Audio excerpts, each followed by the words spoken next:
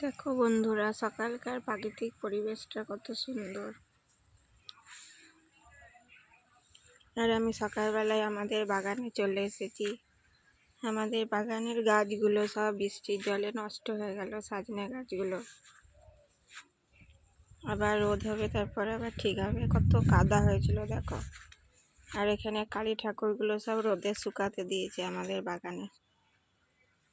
কত সুন্দর সুন্দর কালী ঠাকুর দেখো বন্ধুরা, বড় কালী ঠাকুর, 5টা কালী ঠাকুর।